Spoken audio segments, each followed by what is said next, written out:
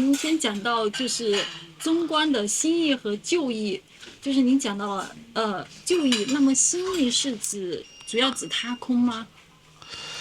呃九一和不是九一新义，其实应该你听错了，旧派和新派，因为意义的话呢，就跟翻译有关系的。中观没有九一新义的差别，主要是密宗金刚乘的部分，这个虚的部分有九一新义，这个传承来讲。哦，对对对，但是呢，一般的中观来讲的话呢，应该说是28、78，就是旧派和新派。那所以如果他空呢，其实属于旧派他空属于旧呀，但是他空的传承者是属于新义，但是他空是属于旧派。我觉得这个里面的新派最主要是格鲁派的传承叫新派，其他都是大同小异的旧派，中观旧派，中观旧派。观旧派。OK，那它中间有什么样的差别呢？对，没有错。因为呢，第二种法论里面主要讲空，对吧？对三种法论里面讲明，对吧？对，然后呢，他空呢特别强调明，光明的明。对，然后自空的部分就是讲到空，空所以这个为什么叫他空呢？你看，他空呢就是空于它自身之外。对你讲的就是那个说的非常对，空于他自身之外的，所以呢就他自身不空了。对，它自所以这身不空。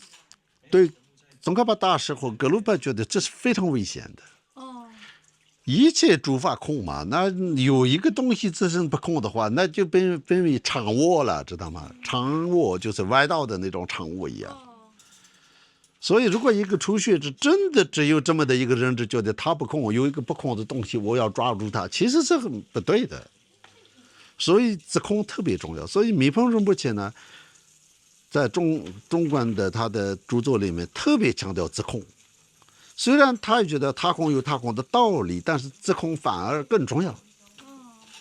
但是呢，你自空先有站住了脚，然后再讲他空就好事。为什么这么说呢？自空当中要有他空，这个自空里面有他空的话，那就是这个是很难理解，但是这个就是最好的。这样的话呢，你的空不是什么都没有的那种空，而且有这个光明和佛的不可思议的功德和发生，都不能成为一个什么都没有，就这样一个好像是不了一说一样啊。说是说，但是除了空什么都没有，其实也是很危险的，对吧？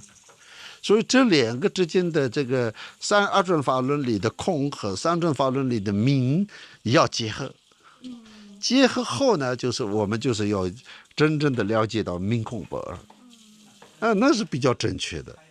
但是呢，他空特别作为它的中点的那个，为什么呢？那个胶囊派。胶囊派像这样，我个人觉得有一个原因。虽然呢，我几个星期前我们在荣增频道跟胶囊派的一个这个重要的一个刊布，就是在他们的一个大寺院的坊章，有专门做过胶囊派的一个传承和见地的一个访谈，我自己做的。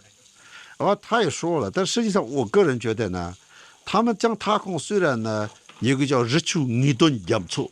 就是多尔波巴跟进多尔波巴，跟进多尔波桑基，多尔波桑基呢很了不起的大成就是，所以他有一句发愿文，我们宗喀仁波切的亲自基金会的原经的一个好像常用的发愿就是用他的四句，他的四句后面是丹巴年纪多巴心智增员写不了是。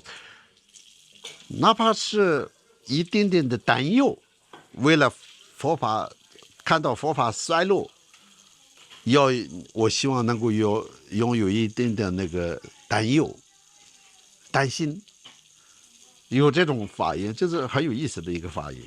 这个就是多尔波巴写的，他的真正的名字叫希勒比江城，就是叫智慧庄，智慧庄包庄江城的庄。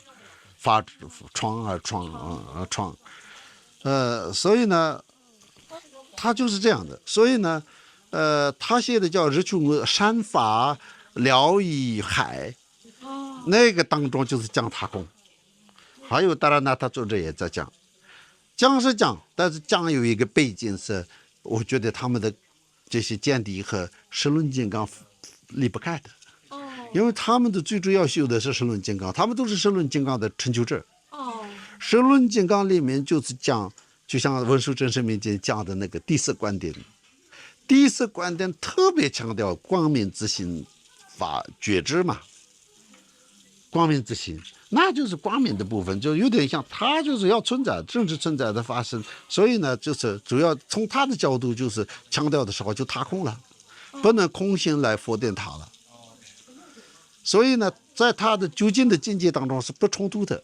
我刚刚说的，你有空性的智慧，所以呢，其实他为什么不冲突呢？你说是，除了他以外的一个空性，但是那个时候他是什么呢？到底他空的那个他是什么呢？他是什么呢？二元，对吧？没有二元了，没有系轮了，那就说不空也空了。其实不是我们所谓的不空的一个存在，对吧？我们说空与不空是绝对的两个东西。他们的他空里面呢，其实实际上呢，就是一切心所心王，一切这个阿赖耶识的显现的所有的这种二元的分别，系轮的存在都空没有了。但这个空了，那个时候的那种觉知之物叫做如来藏。个别见证的真正的境界法界，那就它不空也是空，空也是不空了。那就不能说有和无来定义如来藏。那当然 ，OK。我刚刚想到，那是不是十轮金刚它就是他空最高的那个法？可以这么说。可以这么说。Yeah。可以。OK。